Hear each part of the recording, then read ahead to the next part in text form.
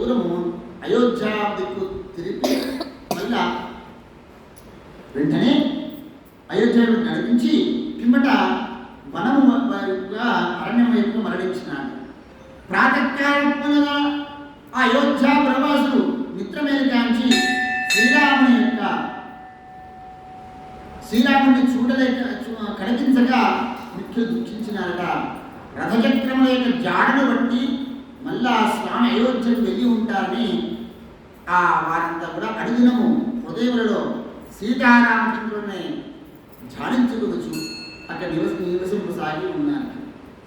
అచ్చట సుమంతుడు శీఘ్రముగా సాదరముగా రథమును ముందుకు నడిపినాడు.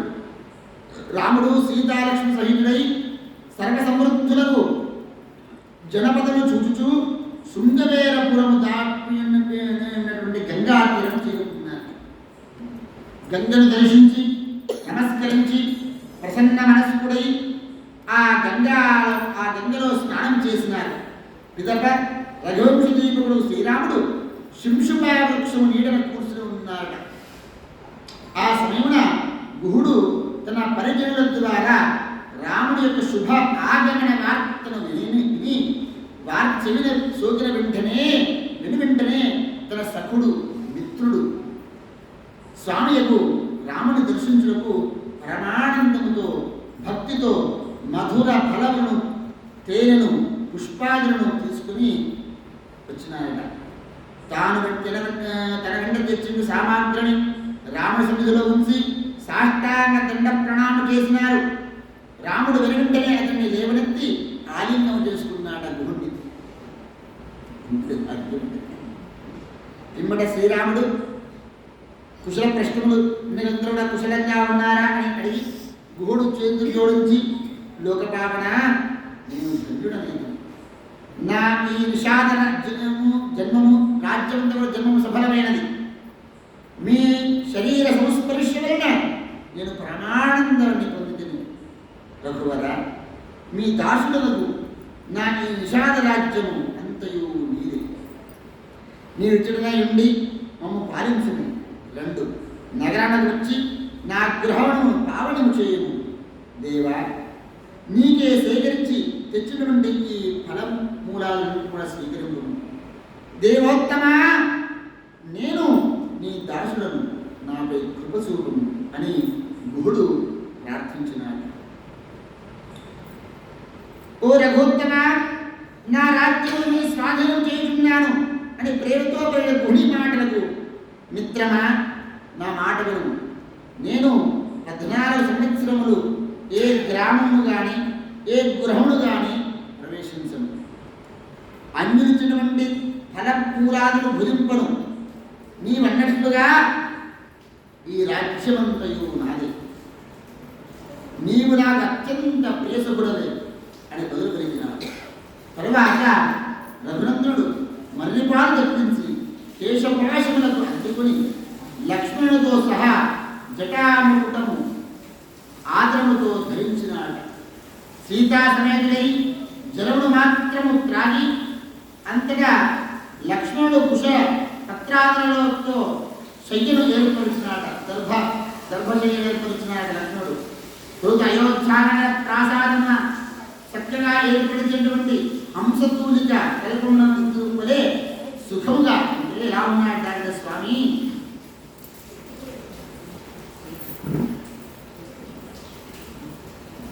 ఉవాస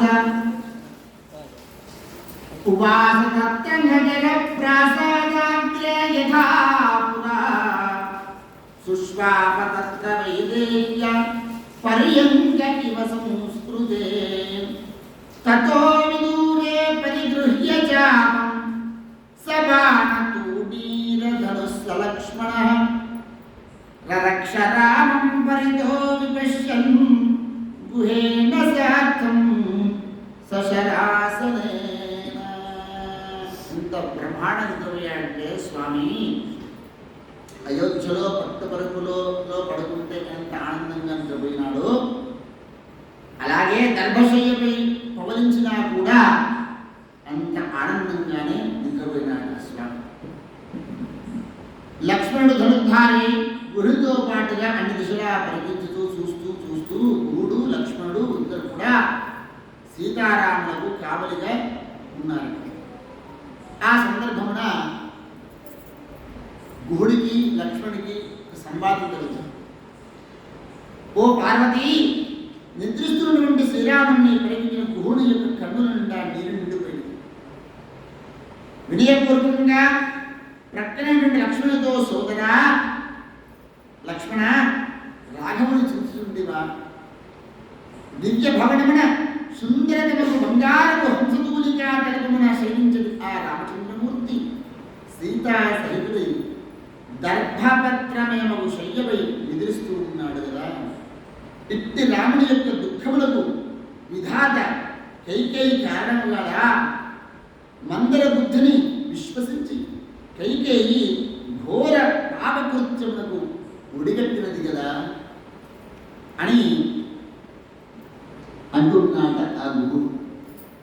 అప్పుడు లక్ష్మణుడు చెప్తున్నాడు, అద్భుతంగా ఉన్నాయి ఇవన్నీ కూడా. అందరూ కూడా మనస్సు పెట్టినండి. మనందరికీ కూడా వినిపించినటువంటి వాక్యాలు, లక్ష్మణుడు కూడా ఉపదేశించినటువంటి వాక్యాలు.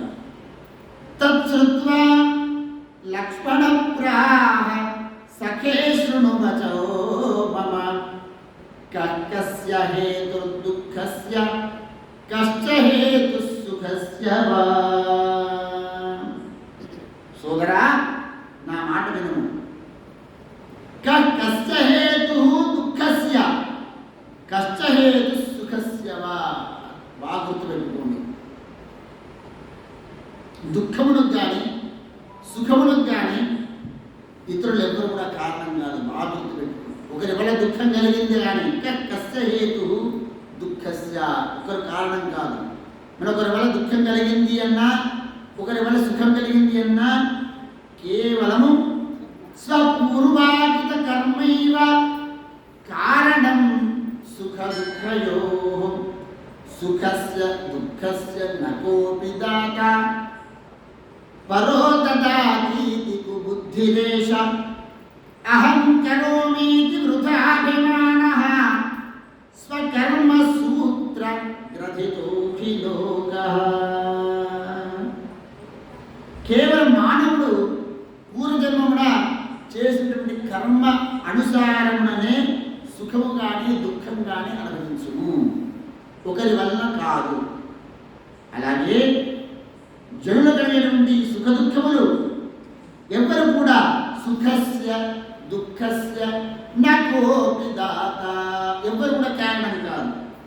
పరో దదాతీతి కుబుద్ధిరేష, వాడి వల్ల నాకు దుఃఖం కలిగింది, వాడి వల్ల నన్ను అవమానించినాడు, వాడి వల్ల నేను నష్టపోయాను అనేటువంటి మాట ఎవరైతే అనుకుంటారో వాడు కేవలం మూర్ఖుడు మాత్రమే, తెలివి తక్కువ వాడు.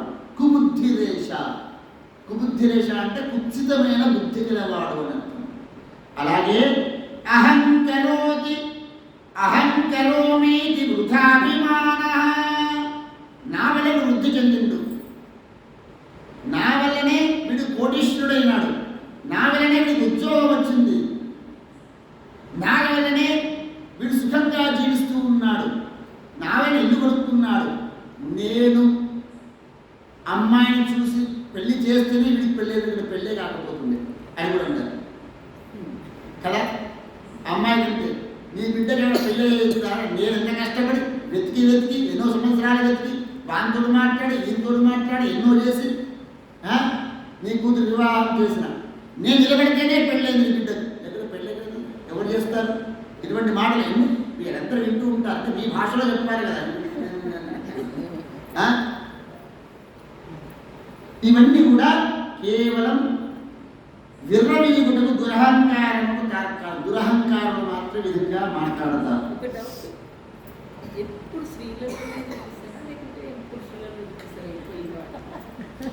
అందరికీ మాట గుర్తుపెట్టుకోండి. స్త్రీ అని చెప్పినా పురుషుడు అని చెప్పినా అందరికీ పురుషుడికి స్త్రీ, స్త్రీకి పురుషుడు అంటే పార్ట్నర్. అర్థమైందా?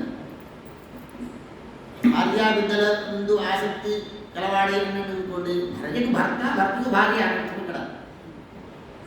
కొన్ని ఎట్లుంటే అంటే పదమును దానికి అనుగుణంగా చెప్పడం జరుగుతుంది అంతే. అమ్మ మిమ్మల్ని కేవలం ఏదో ఆడవాళ్ళు మాత్రమే అంటున్నాను అనుకో, అది ఆడవాళ్ళకు వర్తిస్తుంది. ఆడవాళ్ళు ఇంకో వాళ్ళకి వర్తిస్తుంది, ఆడవాళ్ళకి వర్తిస్తుంది. జీవులకు పురుషుడు అనేటువంటి శబ్దం ఏంటి అంటే పురుషుడు అంటే జీవుడు అని అర్థం. పురుషుడు అంటే మగవాడిని కాదు, జీవుడు. అమ్మ సుకృత అహం స్వకర్మ సుహూత్రక్రదితో ఈ లోక. సుకృత దుష్కృతం వలనే పూర్వజన్మలో సుకృత దుష్కృతముల యొక్క ఫలితం వలనే వారికి లభిస్తున్నాయి. కావున ఈ లోకమంతా కూడాను కేవలం కర్మపాశముల వలన బంధింపబడి ఉన్నది. సుహృన్మిత్రాజిదాసీన ద్వేష మధ్యస్థ బాంధవ స్వయమేవ చరం కర్మ తథా తత్ర విభావ్యతే. మానవుడు స్వయముగా కర్మను ఆచరించి ఆ కర్మానుసారముగా వీడు సుహృత్తు మిత్రుడు, వీడు శత్రువు, ఉదాసీనుడు, ద్వేషి, మధ్యస్థుడు, బంధువు, భార్య, భర్త, కుమారుడు, పుత్రుడు, పుత్రికలు, అల్లుళ్ళు, మనవలు, మనవరాళ్ళు అనే ఉన్నవు సంబంధములన్నీ కూడా వారు ఎందుకు కల్పించుకుంటున్నారు. కోడలు నాకు సేవ చేస్తలేదు, కోడల పిల్లలు కొడుకు కోడళ్ళు మమ్మల్ని చూడటం లేదు, వాళ్ళకి చిన్నప్పటి ఎంతో సేవ చేసిన, వాళ్ళ యొక్క యోగక్షేమాలు ఇచ్చిన, చదివించిన, పిహెచ్డీలు చేయించిన, పెళ్లి చేసిన, ఆస్తులు ఇచ్చిన, వాస్తులు ఇచ్చిన, ఇవన్నీ కూడా నడవవు ఇక్కడ దీని ప్రకారంగా. ఏమిటి? కేవలం నీవు వాడికి బాకీ ఉన్నావు, రుణం ఉన్నావు కాబట్టి అవన్నీ చేయవలసి వచ్చింది, చేయవలసిందే, తప్పదు కదా. అత్తామామకి సేవ చేయలేదు, అది కూడా వస్తుంది, దానికి సమయం వచ్చినప్పుడు. నెక్స్ట్ వాళ్ళకి ఎస్మిన్ దేశే కాలే ఇస్మాత్ చెప్తారు. నెక్స్ట్ వాళ్ళు కూడా వాడి పిల్లలు కూడా అదే ప్రకారంగా వెళ్తూ ఉంటారు.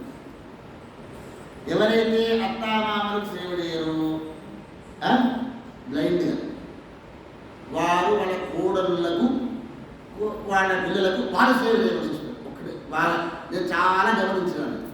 అత్తామామలు సేవ చేయని వాళ్ళు వాళ్ళ కోడళ్ళకు వాళ్ళ పిల్లలకు మళ్ళీ ఆమె వచ్చిందనుకోండి, అదేం లేదు, అది జరుగుతూ ఉంటుంది. ఏమ్మా వాళ్ళ పిల్లలకు చేయవలసిందే కదా, మనమలకు చేయవలసిందే కదా, మనమరాలకు చేయవలసిందే కదా, కోడలు పడితే తిడితే పడవలసిందే. ఆ విధంగా ఇవన్నీ సంబంధములన్నీ కూడా వాడు కల్పించుకున్నటువంటి. సుఖం వా యది వా దుఃఖం స్వకర్మ వశతో నరః యద్యథాగతం తత్తదు భుక్త్వా స్వస్థమనా భవేత్. కావున మానవుడు తన ప్రారంధానుసారంగానే సుఖ దుఃఖాలలో తనకు ఏది లభించను దాన్ని అనుభవించుచు సదా ప్రసన్న చిత్తుడై ఉండగలను. నమే భోగాగమే వాంఛ నమే భోగ వివర్జనే ఆగచ్చత్వథమాగచ్చతు అభోగవశదో భవేత్. భోగములు వచ్చుట ఎందు కానీ పోవుట ఎందు కానీ అపేక్ష ఉండరాదు. భోగములు వచ్చినా రావచ్చును, పోయినా పోవచ్చును. ఆ భోగములను భోగములకు మనం ఆధీనులై ఉండకూడదు. అవసరమైతే ఆడి కాలడానికి కూడా సిద్ధమై ఉండాలి, లేదంటే సైకిల్ మీద తిరగడానికి సిద్ధమై ఉండాలి. బంగ్లాలో అందరూ యొక్క పని మంది మాటలు ఉండగా పట్టు పరుపులలో పడుకోవడానికి సిద్ధమై ఉండాలి. ఒకే ఒకసారి వ్యాపారం నష్టపోతే రోడ్డు మీద పడుకోవడానికి సిద్ధమై ఉండాలి. అదే జాతకాలు వస్తుంటే వ్యాపారం చేద్దాం అనుకున్నాయి కానీ మంచి చేయి తప్ప ఉన్నది. కానీ ఈ సూత్రం గుర్తుపెట్టుకో, వ్యాపారం చెయ్యాలి అంటే ఒకే ఒక రాత్రిలో నువ్వు రోడ్డు మీద పడుకోవడానికి సిద్ధమై ఉండడానికి నీ మైండ్ని ట్యూన్ చేసుకోవాలి. అప్పుడు నష్టం వచ్చినా లాభాలు వస్తే వ్యాపారం చేయకూడదు. నేను కర్మను చెయ్యాలి, ఏదో చెయ్యాలి అని వ్యాపారం చెయ్యాలి కదా అని నేను చెప్తూ ఉంటాను జనరల్గా. వాళ్ళ యొక్క పని మన ఫస్ట్ మొట్టమొదటి మన మైండ్ ట్యూన్ చేసుకోవాలి. ఇవాళ నాకు భోగాలు వచ్చినాయి, నాకు ఇల్లు వచ్చింది, కార్లు ఉన్నాయి, పని వాళ్ళు ఉన్నారు, ఇవన్నీ చూసి మనం మురిసిపోకూడదు, ఎగిసి పడకూడదు. ఎప్పుడు ఎప్పుడు పోతాయో ఎప్పుడు రోడ్డు మీద పడతామో తెలియదు అని చెప్తున్నాను. యస్మిన్ దేశే చ కాలే చ యస్మాద్వా ఏన కేనవ కృతం శుభాశుభం కర్మ భోజ్యం తత్ర తత్ర నాణ్యథా. అద్భుతమైనటువంటి మాట. అవశ్యం అనుభోక్తవ్యం కృతం కర్మ శుభాశుభం. ఎంతటి వాడైనా, ఎంత గొప్పవాడైనా, ఎంతటి ధీరుడైనా, ఎవడైనా కూడా అవశ్యం అనుభోక్తవ్యం. వాడు ఖచ్చితంగా వాడి కర్మను, దుష్కర్మను కానీ అనుభవించవలసింది. యస్మిన్ దేశే చ కాలే చ, ఏ దేశంలో కానీ, ఏ కాలంలో కానీ, ఏ కారణమును కానీ, ఏ కారణమైనా కాదు, ఎవడు ఏ కర్మను అనుసరిస్తాడో, ఏ కర్మను ఆచరిస్తాడు, ఏ విధంగా ప్రవర్తిస్తాడో, వాడు అచ్చటనే అదే కాలమున, అదే దేశమున, అదే వారి వలననే అవశ్యం కృతం కర్మ శుభాశుభం అదే విధంగా అనుభవించవలసి ఉండును. ఒకరిని మనం అవమానించడం అంటే మనం ఎప్పుడో ఒకసారి తప్పకుండా అవమానింపబడతాం. ఒకరికి నష్టం చేసినాము అంటే తప్పకుండా ఎప్పుడో ఒక సందర్భంలో మనం కూడా నష్టపోతాము. ఏదరి ద్వారా డైరెక్ట్ ఆర్ ఇండైరెక్ట్ ఎట్లా కావచ్చు. ఒకరిని మోసం చేసినామంటే మనం మోసపోతాము అని చెప్తుంది. అని కానీ దీన్ని ఎవరు కూడా తప్పించజాలరు.